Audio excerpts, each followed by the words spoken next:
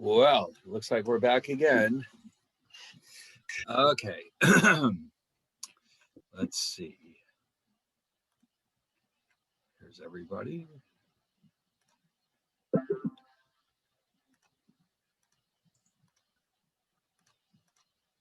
All right, looks like we're all pretty much here. All right, we can get started. All right, so here's what we're going to do. We're going to dive into chapter, we're still in 3, and we're not quite done with it. Then we'll start 4.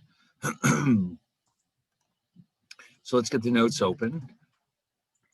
So by the way, 2, 3, 4, and 5, these are all the chapters that constitute our discussion about international trade. Once those are done, we're going to switch our attention to international finance. We're actually going to spend more than half the class on international finance.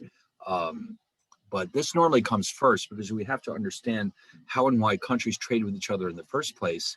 And of course, it's only because of this that countries or traders trade exchange rates with each other. And so we want to understand, when we're done discussing trade, how currencies affect the strength of the economy and how they affect the competitiveness of nations, and how monetary policy works, and all these very interesting topics.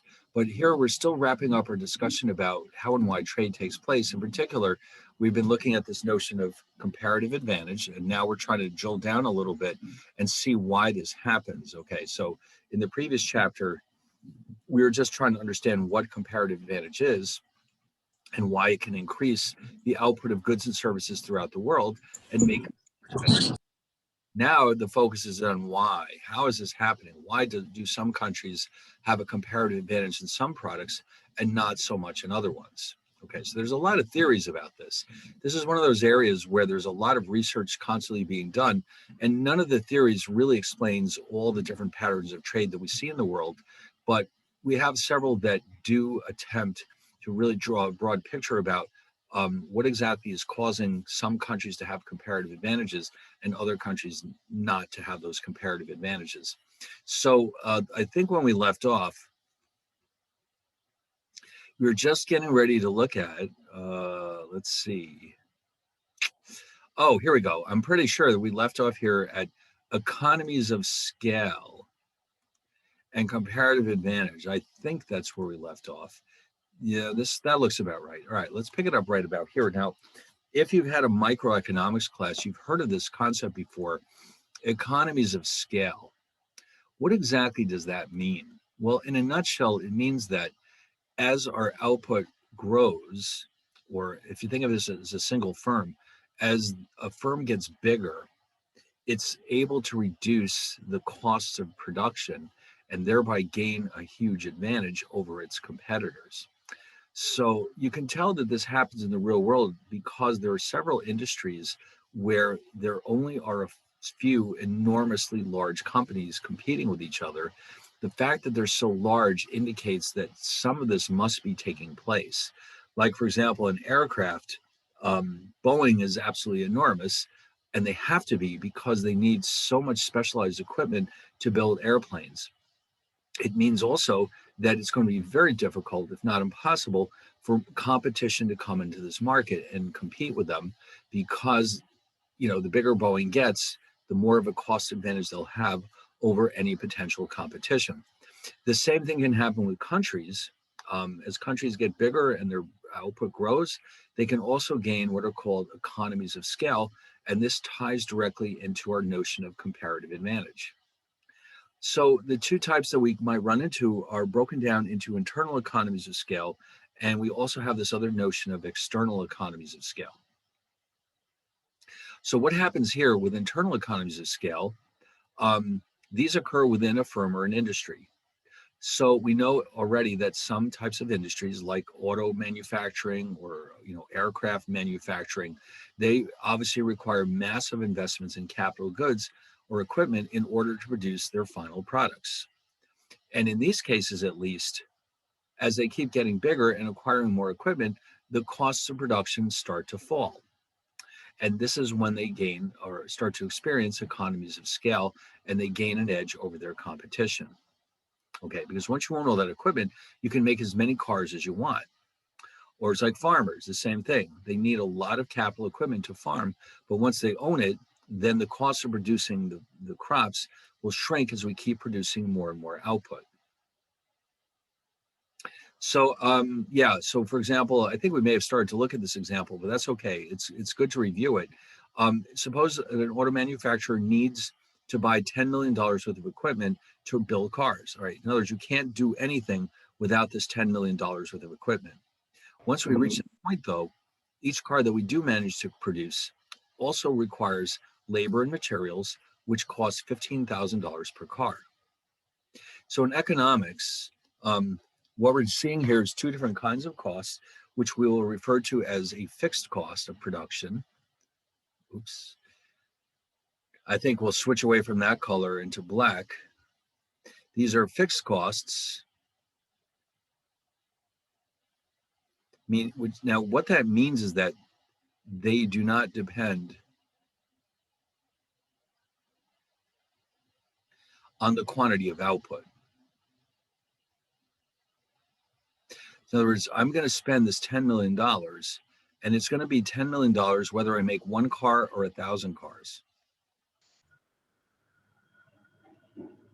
On the other hand, these costs depend directly on how many cars I make.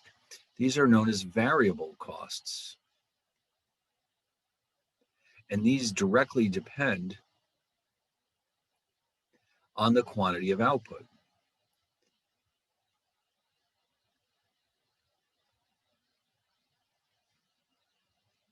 So we typically experience some of both. It's very rare to find a product that can be made exclusively with either fixed or variable costs. Usually there's some of both involved. So here, for example, the variable costs include things like steel, rubber, rubber for the tires, all kinds of parts and labor and all the rest that go into the manufacturing of each individual car. But we had to start out by investing $10 million worth of equipment because, if you've probably seen this on TV, a lot of the work is not even done by human beings. It's done by robots to a large degree. And so all of that costs a lot of money. And if not full robots, certainly robot arms, for example, that do a lot of the soldering and welding. So the physical capital is fixed. It doesn't change when we make more cars, but the labor and materials are variable costs because they increase proportionately with the number of cars that are produced. Total cost of each car clearly is the sum of both. So what we're going to focus on here is not so much total cost, but average costs. So the average total cost, as you can probably guess, is equal to the total cost of producing the cars divided by the number that we've actually produced. And this is the number that can shrink if we are experiencing economies of scale. So we've got a table here that shows exactly how this works. And so again, we start with a $10 million investment. The variable costs are $15,000 per car. So when we make 10,000 cars, that adds up to 150 million. So you see in this third column, each of these numbers is simply 15,000 times this number. These are fixed, they never change. These are the totals. And you can see they do increase as we produce more cars. And that's not the important detail. Here's the important detail. The average total cost is this column divided by this column. In other words, total cost over Q. So what you're seeing here is that the average total costs are continuously declining, which means that the number of cars that we produce is growing more quickly than the total costs. And what also it means is that as we produce more cars, the largest percentage of the total is coming from variable costs rather than fixed costs. Okay, in other words, the more cars we make, the lower the average fixed cost will be. So this number can decline.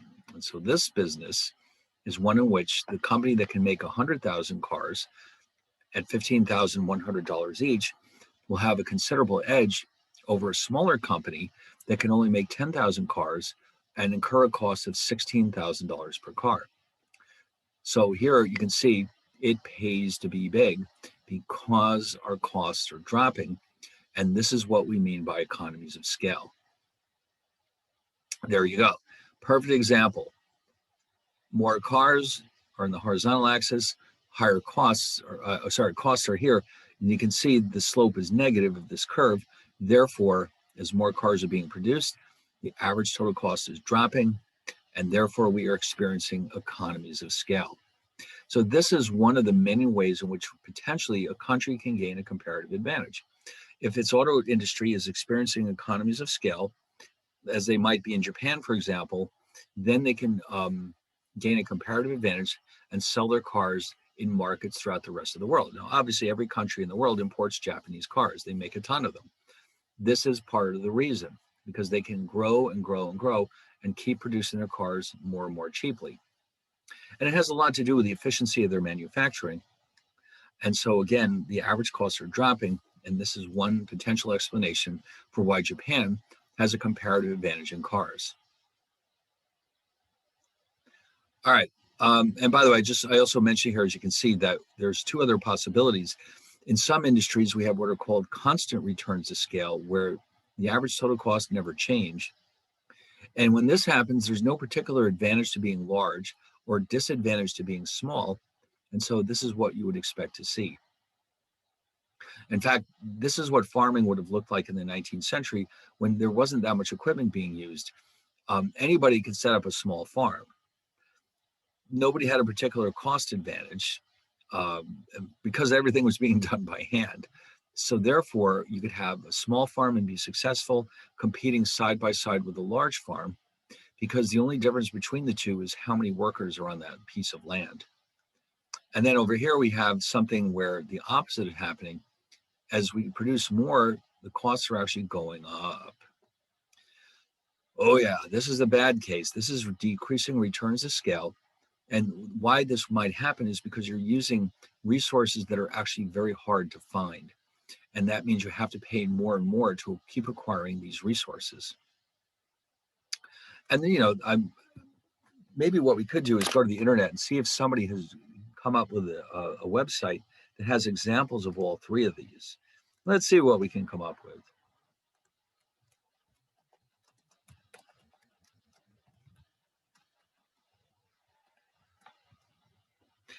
Let's see.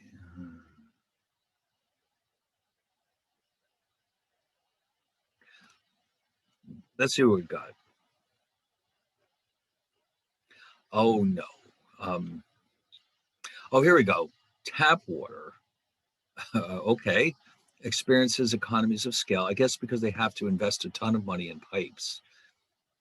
And once that's done, though, the cost per unit will start to drop as we produce more and more water. Cars, we already know. Supermarkets. See, so this is why they encourage you to buy as much as possible by putting things on sale, because the larger they get, the lower it costs them to acquire their merchandise to sell to you. Oh, I see. Okay. That makes sense. And it mentions here that the marginal cost of delivering 10,000 cartons of milk is the same as a much smaller amount. So the cost can be spread out over more and more units. This is why they constantly have stuff going on sale, because they want to encourage you to buy a large quantity of products, because this is how they make their money. They charge you a relatively low price in order to encourage you to buy a lot of this product. And so they can get bigger and they can make more money as you buy more and more merchandise, because they're experiencing economies of scale. Oh, okay. What else? All right. Well, that's the increasing. I was hoping to find decreasing as well. All right. Let's see what we can come up with.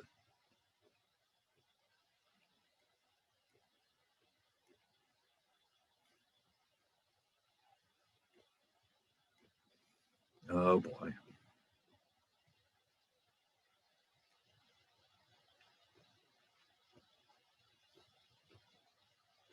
Maybe not.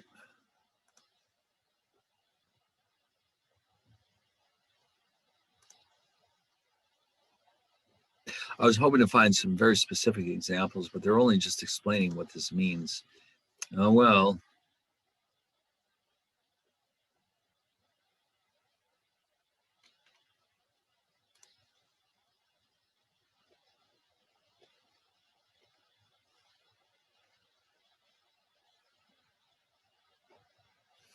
Yeah. All right. I guess we'll have to try this out later on.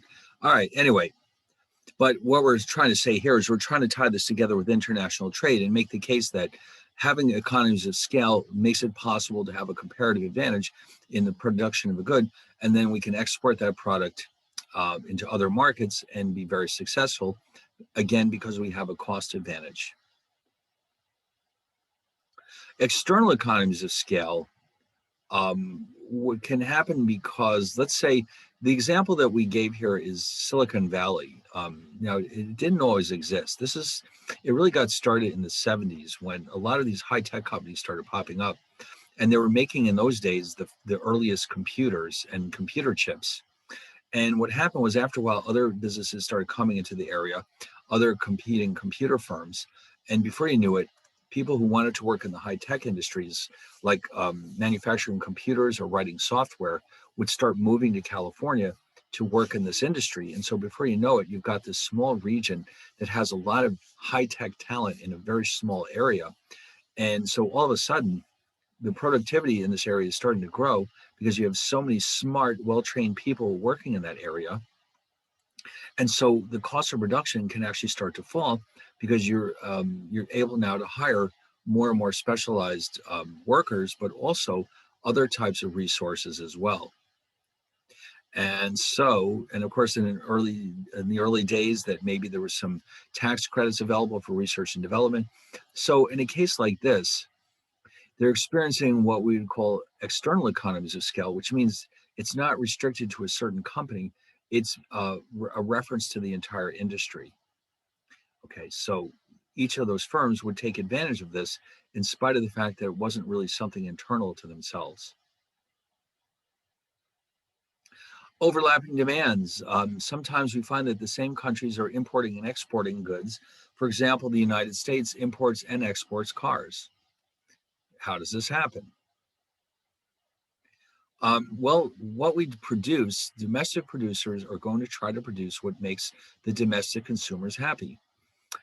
So, for example, General Motors, they make cars, but they can also then sell some of their cars in foreign countries where people have a similar demand. In other words, there will be people scattered throughout the world, for example, who would rather have a Cadillac than whatever the local car companies can make. So they'll go to GM and get a Cadillac in their own countries. So General Motors, in the process of producing cars for the American market, is also simultaneously producing cars for the foreign market. And for each country that might be interested in their products, they can now produce cars pretty efficiently because they're already doing that.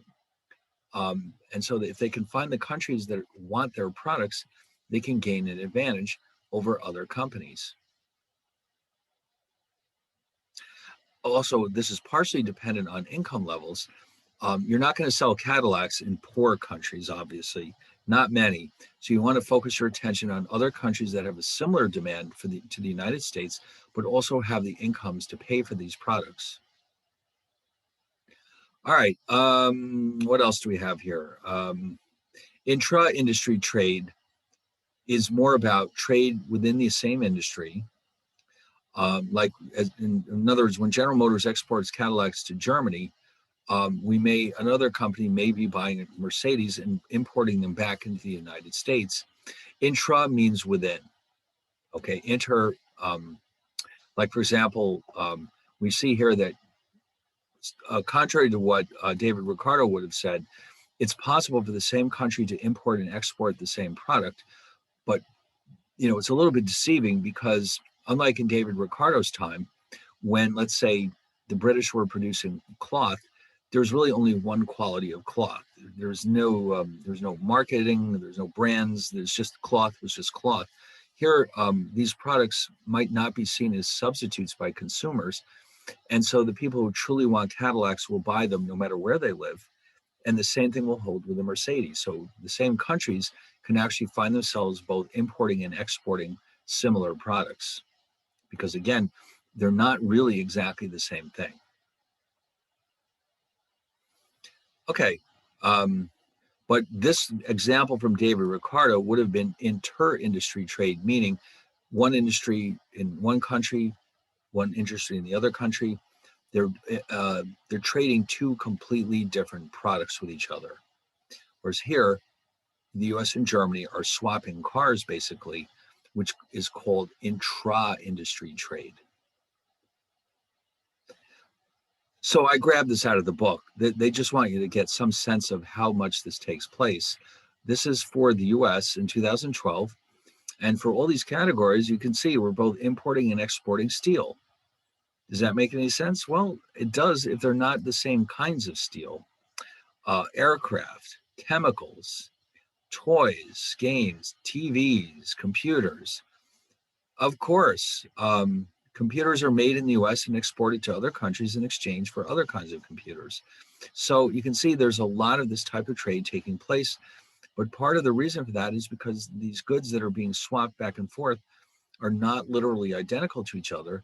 And there's always going to be consumers in each country who would prefer that foreign product to what's available in the local market. But not so much in David Ricardo's time. This would have been very unusual. For the most part, categories like this wouldn't exist. Like, for example, like I said, cloth. The cloth made in England would be the same as the cloth made in Portugal. And so you wouldn't see both countries producing cloth like you would here. All right.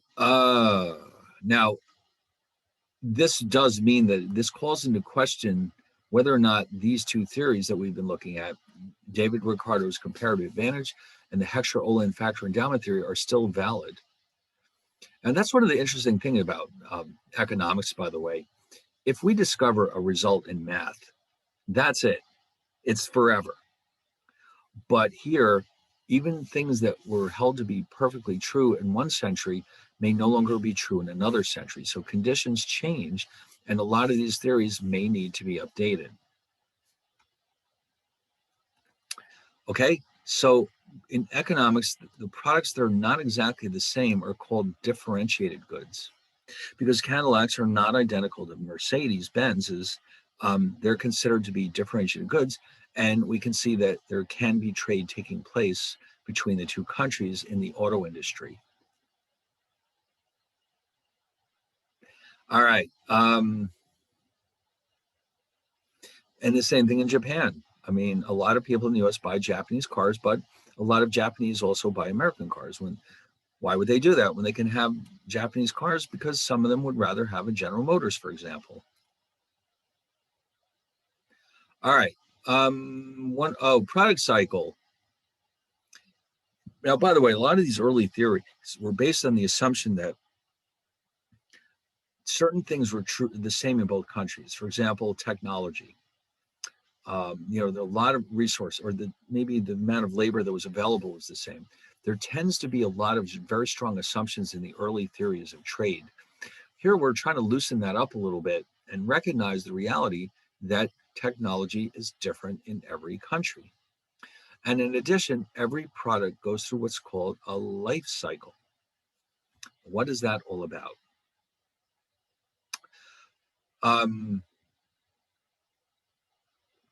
And technology, of course, is different. Now, here they're telling us that Japan's auto industry has remained so successful because, among other things, they've been able to adapt their technology and especially quality control to levels that are not seen in other countries. This is where they really made their name, with quality control in the 70s. They really became like this was their big thing, quality control, which meant that every car that was produced, for the most part, was in good shape. Whereas in the United States, they weren't so careful about these things. They were more interested in grinding out a large number of cars. And so this is how the Japanese started to get a foothold in the US, because it became clear very quickly that their cars were simply better than American cars. It may not be true anymore, but it certainly was at that time. The product life cycle theory tells us that technology is a key driving force behind the patterns of trade with these manufactured goods, not so much agriculture or services, but manufactured goods. So according to this theory, technologically advanced products go through a cycle that we see repeated over and over and over again. What does this mean? Well, the cycle looks like this. We start with this exciting new product. that was first introduced. All of a sudden, it's new and exciting, and like the iPhone comes out, only we have it. And then the manufacturers start making it, and the price is quite high in the beginning, in the early stages. If there's any surplus left, the domestic manufacturers will start selling it in foreign countries, like the iPhone, for example. Then, unfortunately, foreign manufacturers start copying the good. Like, for example, the Samsung, I don't know how long it took for that to come out, but it certainly came out after the iPhone. So they start making their own versions of these products. And in the process, they increase their efficiency. Uh, they distinguish their product from the domestic one. So Samsung makes it clear that the Android has things that the iPhone doesn't have. And before you know it, the iPhone starts to lose some of its comparative advantage. And then before you know it, both types of phones are being sold in both countries. And the competition increases and increases until, before you know it, they're both selling more or less at the same price. And the comparative advantage that we once had is gone. All right. So in the first stage, a domestic producer develops a new product. In the beginning, nobody really knows what to make of this product, so there's a small demand for it. So that means we can only make small quantities. We cannot take advantage of economies of scale. And we also have to hire very highly specialized labor and capital to make this product. So in the early days, it's terribly expensive. All right. This is normal for a new type of product, especially one that's very different than what we've already seen. So then the price is high. Then once we realize the domestic demand for this product is fairly small, we try to make our profits bigger by selling some of our output to foreign countries where they are willing to pay the higher prices. Now, this is important because once this starts happening, then we can start to expand our output to the point where we can start to benefit from economies of scale. Okay, so in the beginning, it's just a few people who have something. Then we expand the size of our output to sell it to the domestic and the foreign markets. We start to save money. The price starts to fall. Like any other high-tech product you've ever seen, initially the price is very high. As we start to be able to specialize and take advantage of economies of scale, the price of the product starts to drop. The market increases. We're selling more and more of them. But now, in order to maintain our profit margins, we have to find a way to further reduce the cost of production, which means in many cases, we start building this product in foreign countries where the costs are lower. Just like the apples, they're originally built in Steve Wozniak's garage, and now before you know it, they're being built in China because it became cheaper, and that's the only way they can maintain their competitive edge. Then all of a sudden, competition starts to pop up.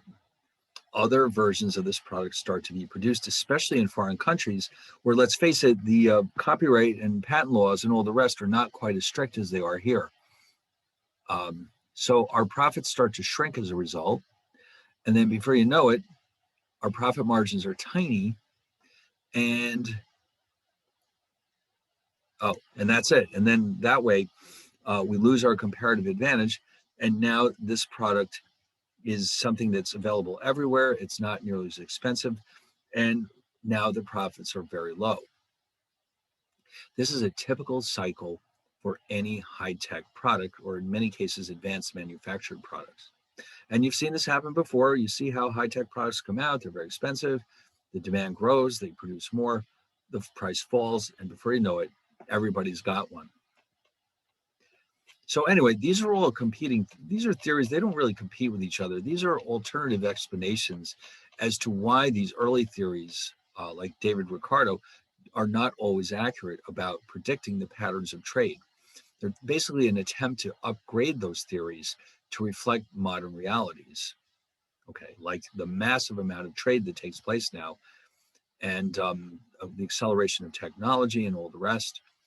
Anyway, so now in chapter 4, which is coming up next, what we're going to be looking at here is tariffs. Now, you've probably heard this name before. You know perfectly well that most governments will say that they're in favor of free trade, but the reality is they're going to submit to political pressures and they're going to interfere with free trade in order to satisfy some of their domestic constituencies. And one of these ways is to slap tariffs on imported products. And tariffs, by the way, are simply taxes on imported products. Now, if you've ever traveled to another country, you may have seen this in action. For example, and this is an example from my own experience, what do you think is the difference between the cost of, let's say, rum in the United States and in the Bahamas, and why?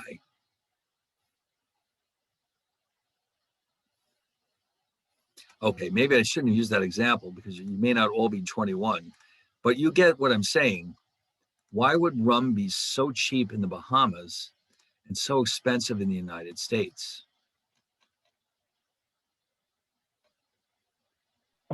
Tariffs. Tariffs, yes, exactly. And how do you know this?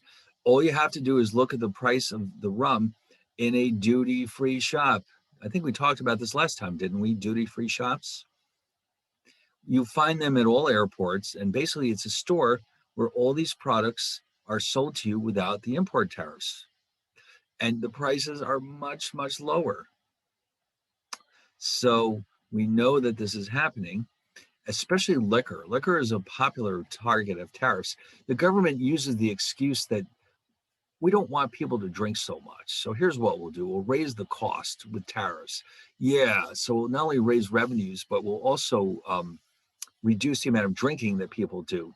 That should help public safety and public health, shouldn't it? But of course, the reality is that the politicians get elected by promising these goodies to the liquor industry, and this is how this happens. Now, before we get started, I do want to introduce this very important topic. I've got it listed here as an appendix, but this actually has to come first. In order to understand what's going on in chapter 4, we have to introduce some very important concepts from microeconomics. And so I'm going to assume that nobody here has seen them before. And so let's open this thing up, and we're going to introduce two very important ideas called consumer and producer surplus. If we don't understand these, then you won't understand how tariffs and quotas work. All right? It's just that simple. So this has to come first. So what exactly are these all about? All right, well, the word surplus sounds like something positive, doesn't it? Man, I keep getting all these messages about rotten weather that's supposedly heading our way. We'll see. But anyway, the word surplus usually means there's something that's plentiful, something that's readily available. Well, it turns out that in this context, it means more or less the same thing. This is something that benefits directly the consumer and the producer. But what exactly is this all about? All right. Now, before we look at this, let me go show you a demand curve. All right, this is all about what's going on with the demand curve. So I'm going to draw one, and we're going to analyze it for a minute. And you'll see that, well, maybe this will make sense. Here's a demand curve.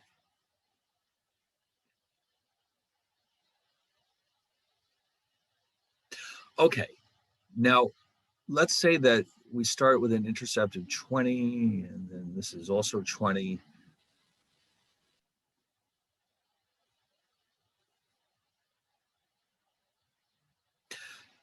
Now, the demand curve is interesting because let's say this is the market demand for a product. This is not an individual. This is the entire market for this product. It could be literally anything. Let's say, what costs $20 these days? How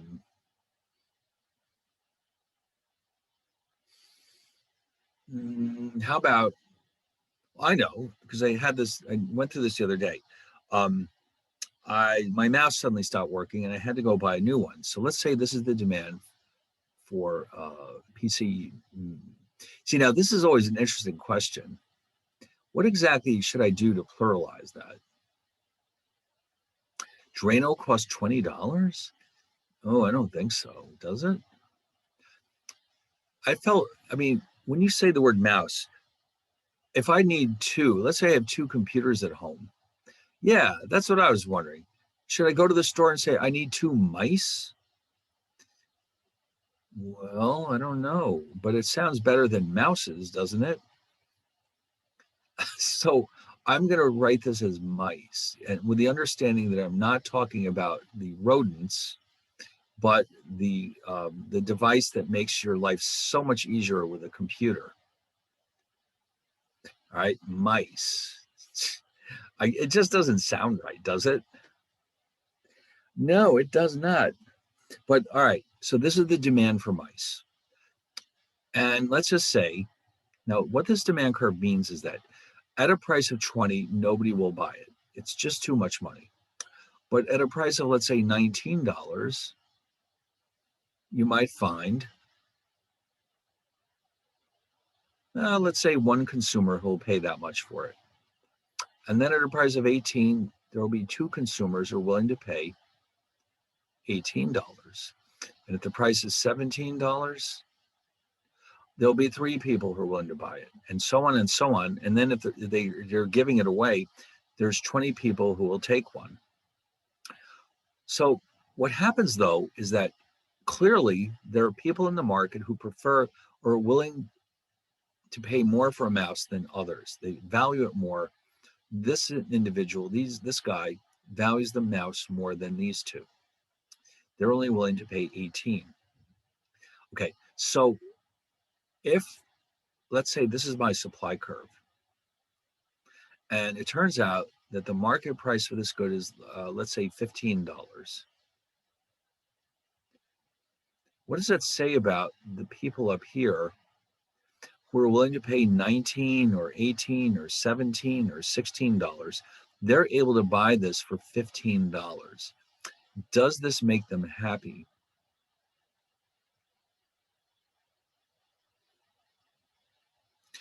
Why, yes, it does, because they're getting it for less money than they're willing to pay for it. And well, I mean, they may not be consciously thinking about it that way, but when they walk in the store and they see the price is only 15, they say, okay, I'll take one because it's worth their while to have it. But they would have been willing to pay more for that. So the difference between, let's write this on another slide.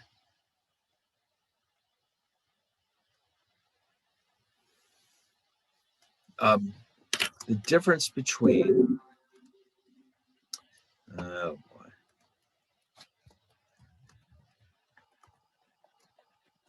What a consumer is willing to pay for that a good and what the consumer actually pays for the good.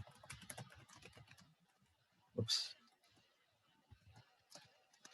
Is known as consumer surplus. All right, consumer surplus is just the difference between how much we would have paid for it and how much we actually have to pay for it.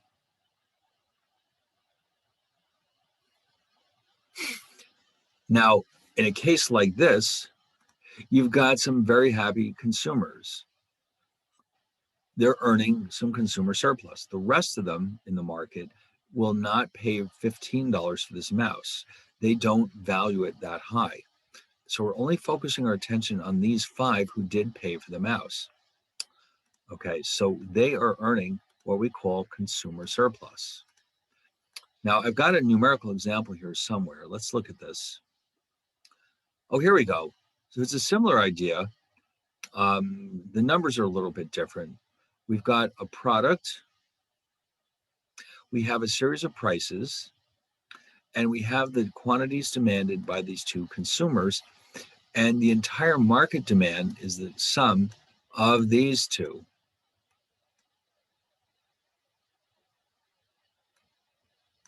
And so this column is consumer one's willingness to buy this product at different prices.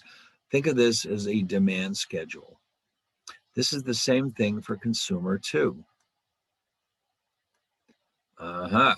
Consumer 2 is not quite as eager to buy this product as consumer 1, if you notice. When we bring them together, this is the market demand for this product. And so we're going to assume that the market price of this good turns out to be $5, which means consumer 1 will buy 4 of them and consumer 2 will buy 3 of them for a total of 7. Now, here's the interesting part. Consumer 1 would have been willing to pay $8 for the first unit and $7 for the second unit and $3 for the third unit. Whoops, I'm going the wrong direction. Wait a minute, hold on. Sorry, I'm going the wrong way. Let me get that back. So in other words, actually, no, I think I was doing it right the first time. They were willing to pay. No, I had it right. Sorry. No, I wasn't doing it wrong. This person would have bought one of these items at $8 had it been available. They would have bought 2 for 7, 3 for 6, and 4 for $5. Now that means that they gained a bargain. This first unit was a bargain. They saved $3 on this first unit. They saved $2 on the second unit. They saved $1 on the third unit, and they broke even here. On this side, this consumer would not have bought any of this product at $8, but they would have bought 1 unit for 7. So they're saving $2 here. They would have bought 2 units at $6, and that means they're saving $3. No, sorry, this is 6. They're saving $1, and here they're breaking even.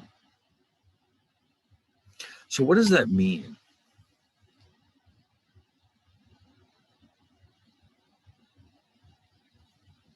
So the first consumer has a total surplus of $6. Okay, these numbers add up to $6. And again, this consumer is saving $3 on the first unit, $2 on the second, $1 on the third. They're breaking even here. Altogether, they saved $6 by being able to buy this product at $5 instead of $6, $7, or $8. So they're enjoying a surplus of $6. Now, the second consumer isn't quite as happy, but they're still coming out ahead. If you add up these 3 numbers, they're earning a consumer surplus of $3. And so between the 2 consumers, the total in the market is $9. So the total consumer surplus is 9. Okay, now what happens if the price changes? The consumer surplus will either increase or decrease depending on what happens to the price. But it should be pretty clear that when the price drops, the total surplus will go up. If the price goes up, the total surplus will have to go down. Now we're going to see a quicker and easier way of calculating this with a larger number of consumers, but for here, it should be, I hope, clear where is this coming from. It really refers to the difference between what we would have paid and what we are paying for each unit of that good. Now, if we drop the price to $4, remember before the consumer surplus was 9, how much are we gaining here? Oh, now this consumer is really happy now. Over here, let's see, we're saving 3, 2,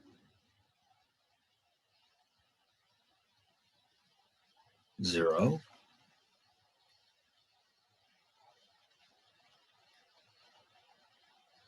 And how much does that add up to?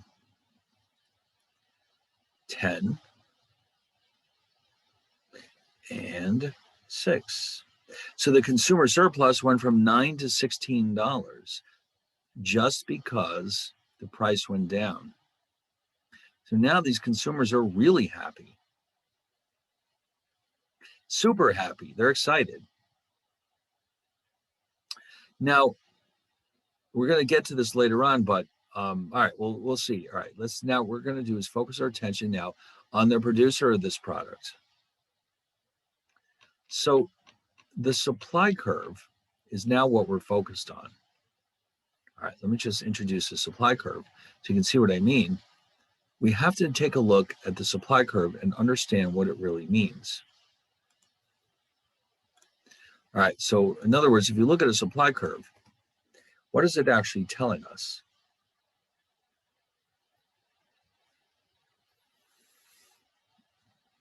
So let's say that at a price of $5, here we're producing 10 units, and at a price of 10, we're producing 20 units, et cetera, et cetera. What this is telling me is the price, this curve shows the minimum price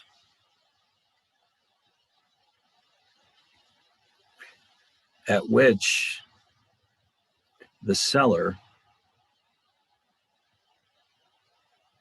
is willing to provide a good to the market.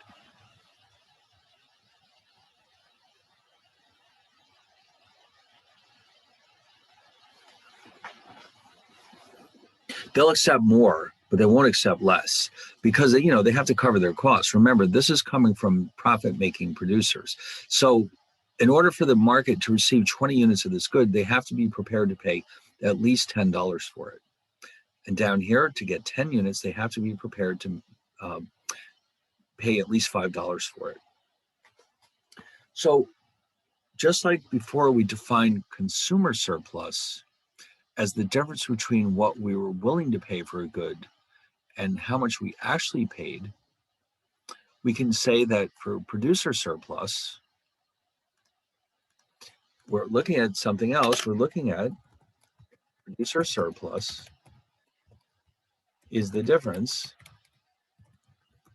between what a seller is, the price at which, let's put it this way, the price at which a seller is willing to provide the good to the marketplace and the actual price received.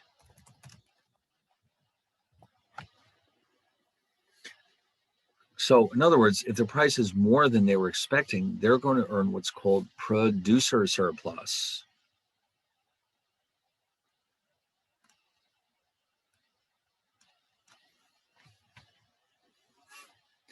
Okay, so let's see how that would work here.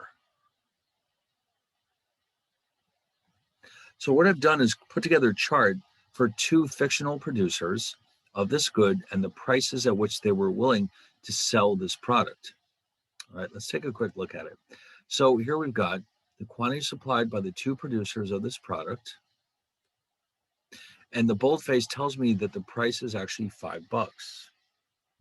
So what they're saying here is that if the price was $0, neither one of us would have made the product. The first unit, I would have been willing to sell for $1, but I'm getting $5, so I'm making $4 in producer surplus here. For the second unit, I would have been willing to sell it for $2, but I'm actually getting $5. And you can see, just like before, except we're working from the bottom up, these numbers represent producer surplus because the market price is higher than what we would have been willing to charge for that good. On this side, with a price of $5, let's see, here we go. Here we're gaining 4.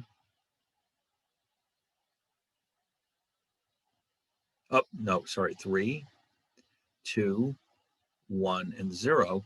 So when we add these up, this one adds up to 10, This one adds up to 6. So the producer surplus is equal to $16. Okay, so we break it down into pieces. You can see the first producer is going to collect $10 with the producer surplus, and the second one is 6 for a total of 16. Now we're going to bring these together, and this is where our final objective is here. This is a supply and demand curve for some product or other, where the equilibrium price is 100 and the quantity is 200. 200 is the intercept here, which means nobody would have been willing to pay $200 for this product. So what we're going to do here is assume that this is a large market with a large number of consumers, and we can buy fractional units of the good. And the reason why we're doing that is to simplify our calculations. The consumer surplus is then equal to the area of this triangle. All right. Now I'm going to put you on the spot and ask you to remind me, how do you calculate the area of a triangle? Half times base times height. Nice job. Yes, this is one of those formulas that can easily disappear from your memory. Okay, so the base is here, this horizontal distance between the vertical axis and the equilibrium quantity. So it's 1/2 of 200. The height is here. So this turns out to be 10,000. The producer surplus is everything down here from that price line to the supply curve. 1/2 base times height. Now, just by a ridiculous coincidence, because of the way I've chosen to draw this thing, it's exactly the same, 10,000. And these are, by the way, measured in dollars. Okay, dollars. And so we also define this concept of total surplus. Total surplus is simply equal to the sum, consumer, all abbreviated CS plus PS. And so the total between the two of these is what we call total surplus, which in this case would be $20,000. So what exactly is this for? Well, this is often used in economics to help us analyze policy issues.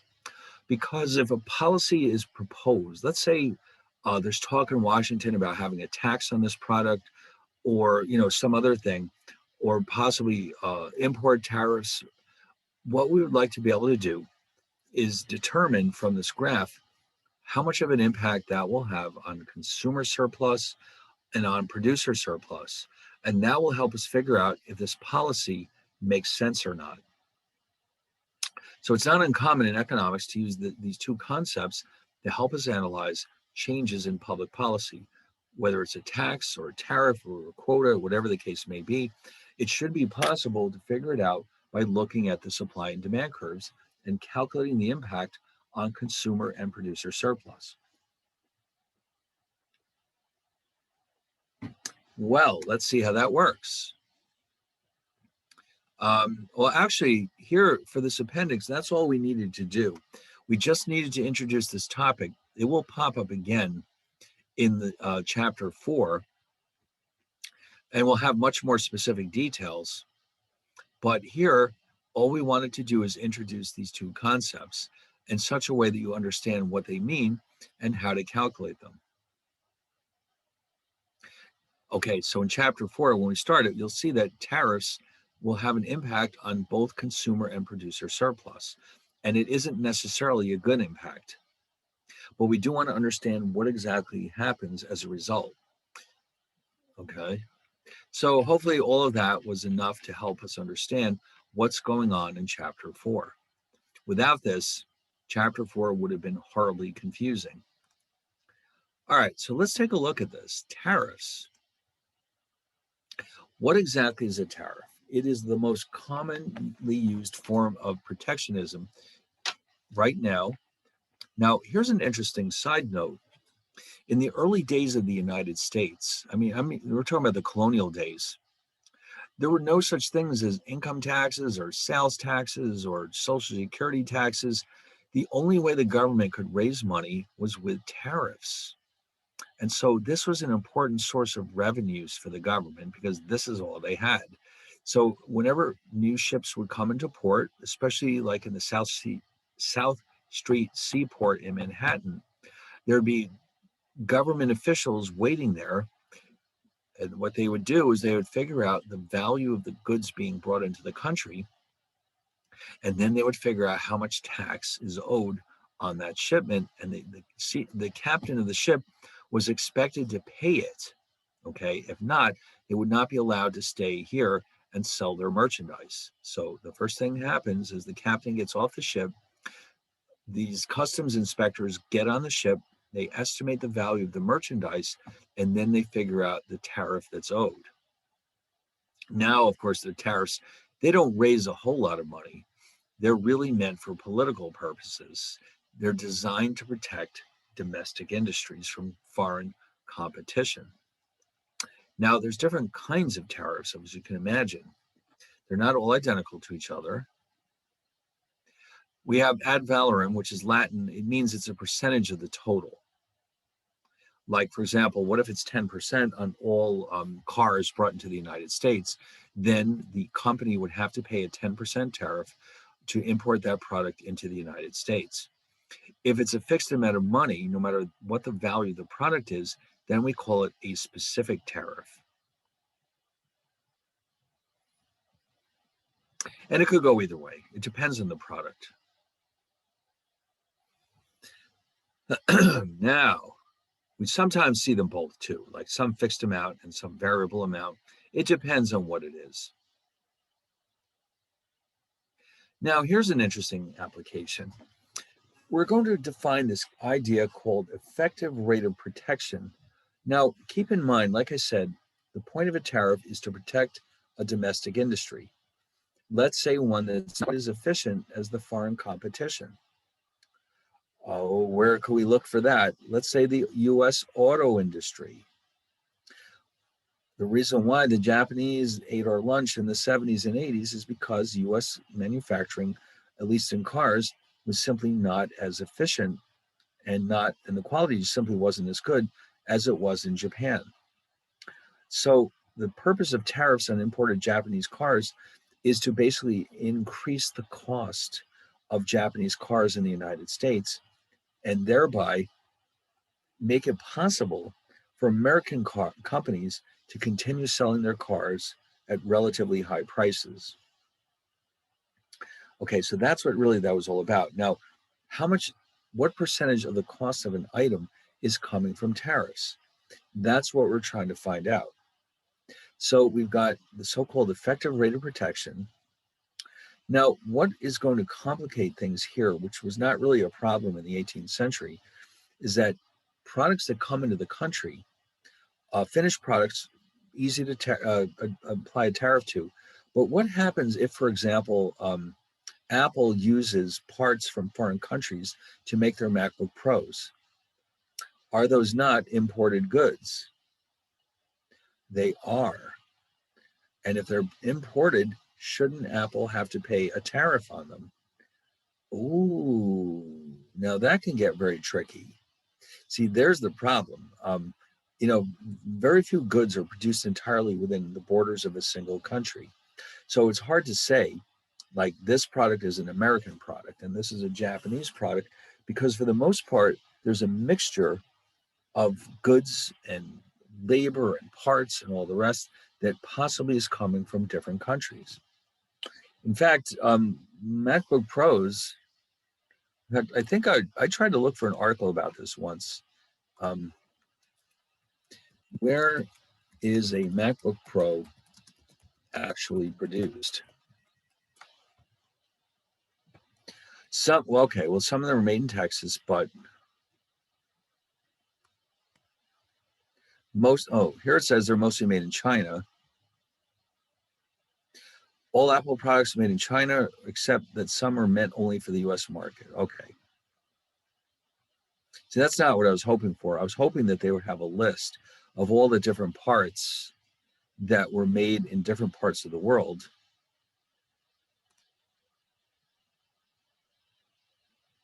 Assembled in USA, MacBook Pro is made in China for international companies, customers. Huh.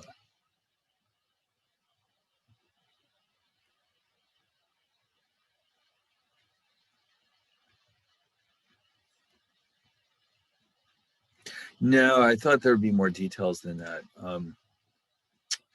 Nah. All right, maybe I'll look around and see if I can come up with something. But it turns out a large number of the product parts that go into this thing are coming from all over the world. You'd be surprised how many countries are involved. And some of it is because raw materials, some of the raw materials are hard to find. And then some of it is just because the cost of labor is different. But the MacBook Pro is made in a lot of it is made in other countries. Let's put it that way. So anyway, so you might find cases where you have a product which is mainly an American product, but it still contains imported parts, imported labor, whatever the case may be. In fact, a country like Singapore, here's one of the ways they make a lot of money. Let's say you're Apple, you send raw materials to Singapore and they manufacture part of your Apple or MacBook Pro and send the rest back to the United States where it's finished in Texas. And so they export a lot of products that they partially complete without using their own resources. So anyway, so the full impact of a tariff has to include the so-called nominal tariff rate, the actual percentage that's being charged, plus the imported goods that are being used to produce that product. So we got a formula. I think this is our first equation of the semester. What is this formula telling us? That little e is the so-called effective rate of protection. What are those other terms? Okay, now nominal just means, let's say that the government declares that all imported computers have to pay 10%, a 10% tariff. That is a nominal tariff. Okay, it's just some amount that's stated out up front. And A is the ratio of the value of the final product, in other words, the market price. Oh, sorry, no, it's the other way around. It's the value of the imported parts of the product to the final value. So let's say a $2,000 MacBook Pro consists of $800 of the foreign parts. That means that this ratio would be 800 over 2,000 or 40%. And then there might be a separate tariff rate for the imported inputs. For example, there might be a tariff on computers, but there also might be a different rate on imported parts. So we have to take that all into account. How though? All right, here we go. We're going to look at Sony, which is obviously a Japanese company, and Dell, which is an American company. And so let's assume that Dell buys these parts and they put them together in the United States and produce a computer worth $500. Well, now Sony is doing something very similar, except that those parts are in Japan. They build everything in Japan and they sell this computer over here for $500. Now, Dell comes along to Congress and says, oh no, this is not fair. We pay our labor more than they do in Japan. Therefore, they have an unfair advantage. What can we do? And so here's what happens. The US government says, oh, all right, we'll give you a tariff on imported computers. And in exchange, you vote for us. Okay, because this is a political consideration, not an economic consideration. In terms of straight ahead economics, tariffs basically make no sense. I mean, yes, the government gets some revenues, but they also end up costing a lot of Americans their jobs and also foreigners. So it's really more of a political consideration when the US or any other government imposes tariffs and interferes with trade. Now, what happens here then, is that now 10% is imposed on the final price. That adds up to $50. So now the company, in order to not lose money, has to charge $550 for this computer. Now, Dell, instead of lowering their or keeping their price at $500, this frees them up to use domestic parts or domestic labor, and that jacks up their costs. But it doesn't matter because now they're competing with a $550 computer from Sony rather than $500. So this is really the consequence. They can give their labor unions a bit of a raise to make these computers, and in doing so, they increase their cost of production, but they don't have to worry about Sony anymore because they're also forced to charge $550 for this computer. And in the meantime, this $50 goes into the pockets of the government. So theoretically, they could spend that on something useful. You notice how I said theoretically. The prospects of that happening are not very high. But anyway, they have the money. And so now we're going to calculate the effective rate of protection. So N is 10%. That's the nominal tariff. A is that ratio of, where is it? Oh, the value of the imported inputs to the value of the final product. That's 100 out of 500. And B is 0 because there's no separate tariff on the imported parts.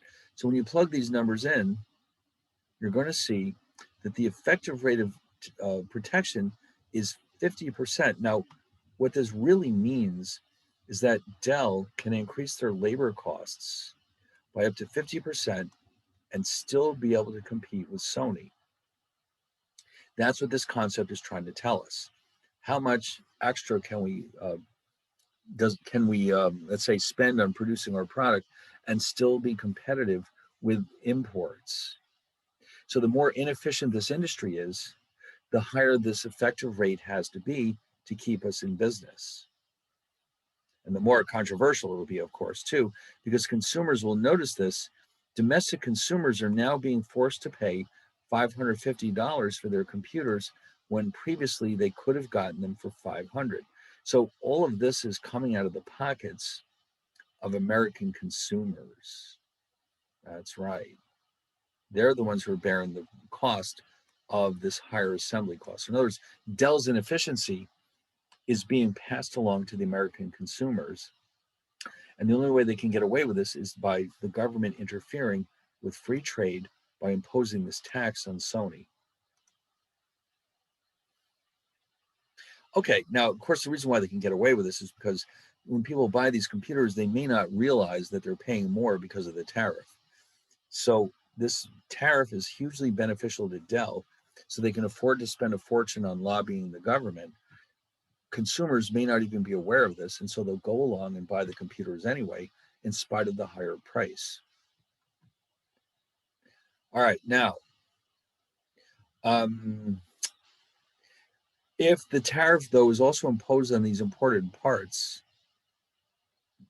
then this reduces the rate of protection to 30%, but that's still a pretty significant percentage by which they're protecting Dell from foreign competition. And so this is something that economists use to analyze the impact of tariffs on the domestic market, and that is the so-called effective rate of protection, because you can see it is much, much higher than the actual nominal tariff rate of 10%. So what this is meant to be a true picture of how much this is costing consumers. All right, now we're ready now, I think, now that we really understand. Oh, by the way, I just want to mention before we start looking at consumer and producer surplus, the ultimate impact of a tariff is typically to increase producer surplus, reduce consumer surplus. All right, let me write this down. Hold on a second.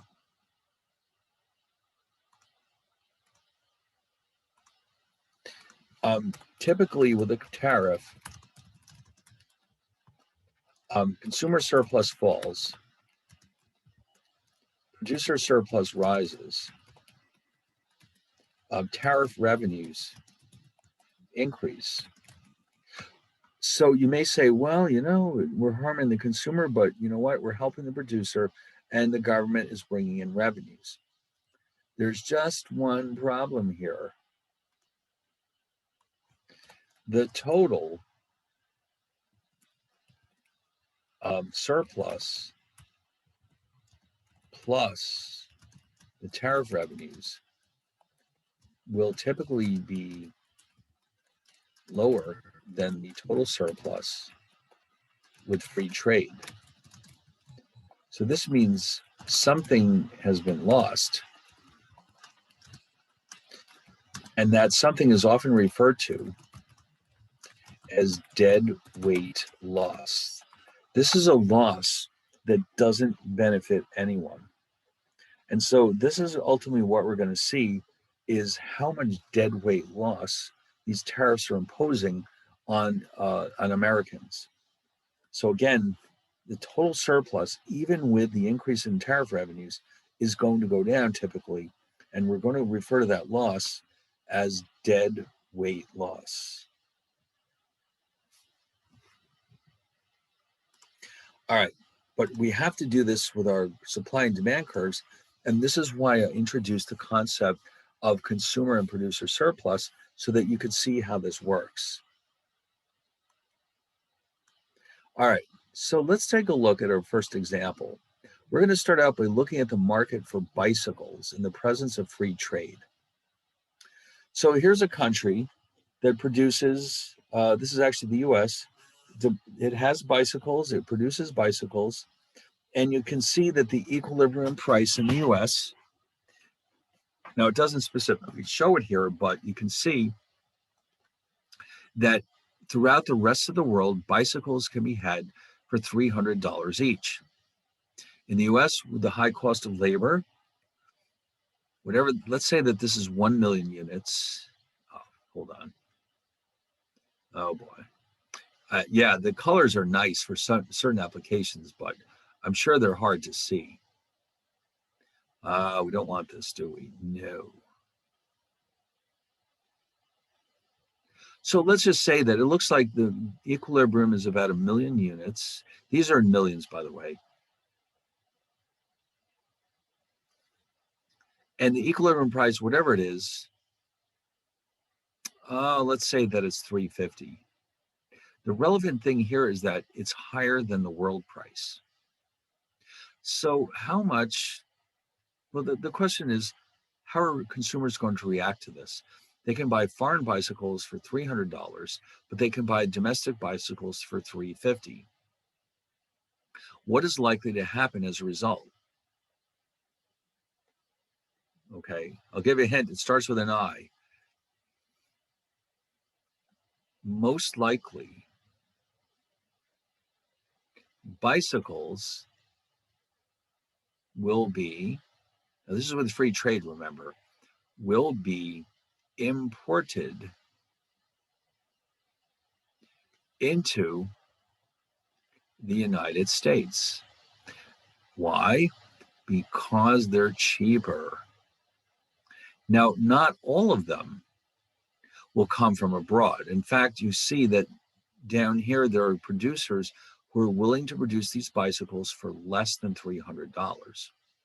So up to here, these bicycles will be produced domestically by manufacturers who are willing and able to produce the bicycles for less than $300. The rest, though, has to come from abroad because at a world price of 300, Americans want to buy 1.6 million bicycles. And so right here, this horizontal distance represents imports. All right. So 1.6 million bicycles are consumed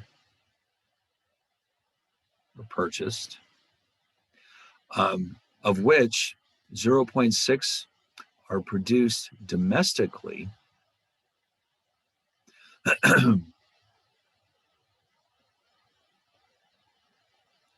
And the rest are imported.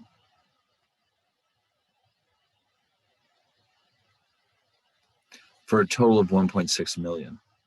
So some of them are still being made at home, but the rest are coming from foreign countries who are able to make bicycles more cheaply. Maybe, their labor is cheaper, but for whatever reason, these other countries have a comparative advantage in their production of bicycles. All right, now for the producers who are able to sell their bikes at $300, they will earn a producer surplus equal to this section called G. Okay, that's my producer surplus. And actually, let me move this somewhere else so I can, you'll see why in a second.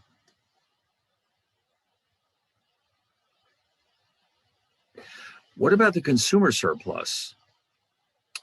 Well, they're only paying $300 for these bicycles, but you can see a lot of people would have been willing to pay an awful lot of money for those bicycles.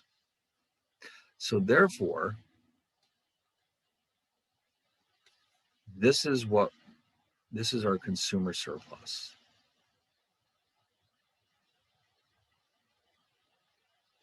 Okay, the green is consumer, the red is producer.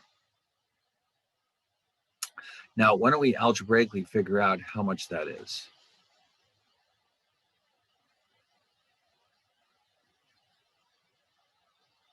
All right, so let's do it this way. The consumer surplus, 1/2 base times height. The base is 1.6 million. The height is everything from 300 up to 540. And so that's equal to, hold on,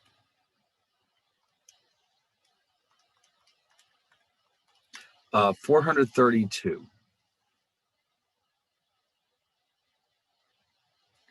How about the producer surplus? It's not very much, is it? 1/2, the base here, though, is only 0.6 because we can only sell 0.6 bicycles. And the height, this part here is worth 90. Oh, that's not very much, is it? The producers of these bicycles are not happy. That's worth $2,700. Oh, wait, no, that's not right. What did I do? 2,700. 0.6 times 90 times 0.5. Sorry, $27, not 2,700. For a total of 459. That number is our total surplus. Now, the question becomes, what happens if the bicycle producers go to Congress and say, we can't compete with all this unfair foreign competition, blah, blah, blah. And the Congress says, sure, no problem. We'll impose a tariff on those foreign bicycles. What is likely to happen? So here's what's going to happen. Let me just show you a summary of this.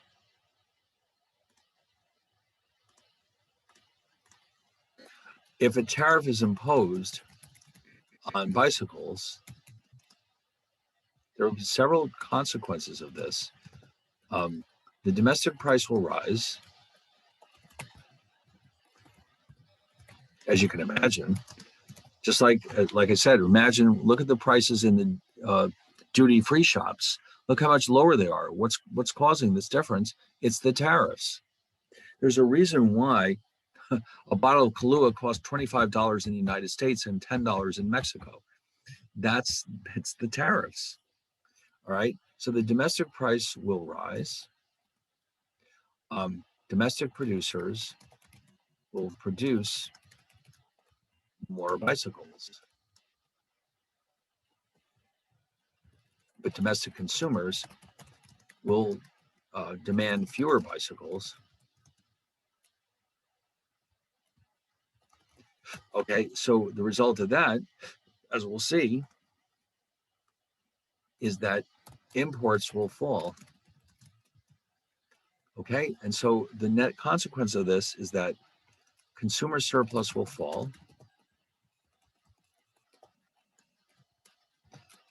producer surplus will rise, the government will receive tariff revenues, and then, as we'll see, the total surplus, the new total surplus, including tariff revenues, will be lower than under free trade. And so what that means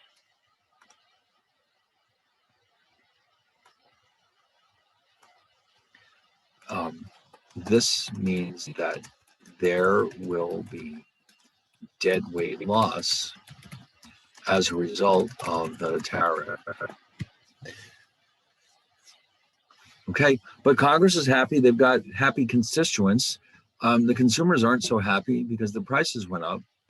But, it's like winners and losers. But the total effect of all of this together is that on balance, there's more losses than gains. If you look at all those parties involved, domestic consumers, domestic producers, the government, and all of this adds up to a net loss for everybody. I mean, the total is negative.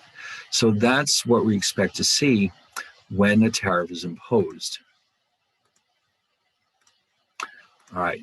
Now, the question is, how do we show this with our supply and demand curves? That's the tricky part. All right, let me just clean this up a little bit.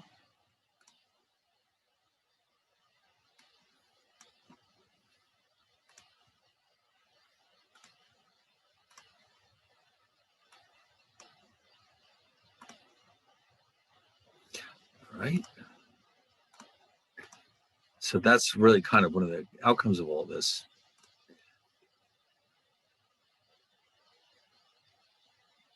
So imagine there's a 10% ad valorem tariff added to these bicycles. Now the bicycles started out with an import price of $300. By adding a 10% tariff, that raises the price to domestic consumers to $330. And you can see the graph is getting a little bit complicated now. So in order for us to buy domestic foreign-produced bicycles as domestic consumers, we have to pay $330. Not $300, but $330. Now you can see what's starting to happen. It now becomes more attractive to buy domestic bicycles. So producers will sell 0.8 million instead of 0.6. So domestic producers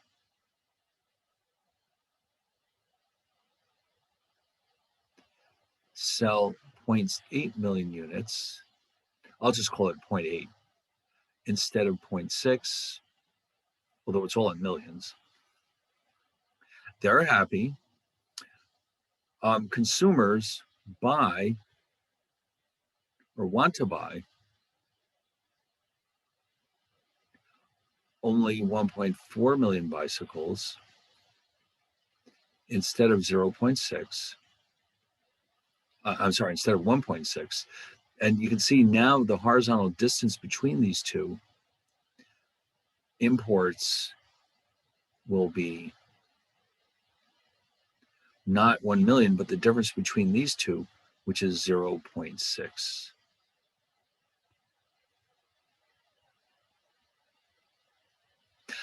Okay, so producers sell more, consumers buy less, less will be imported, and there will be some revenues for the government that weren't there before.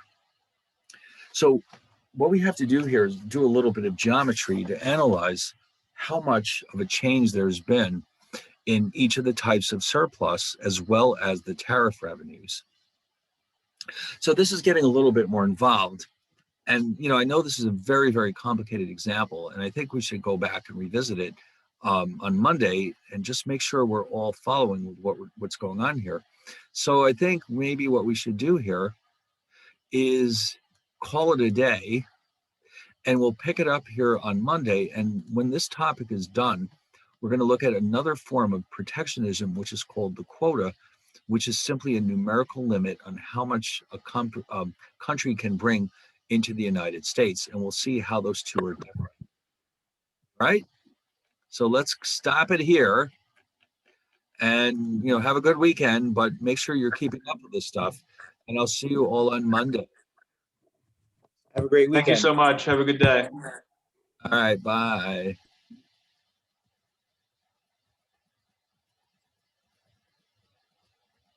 Okay, that should do it. Bye, Professor. Bye. See you later.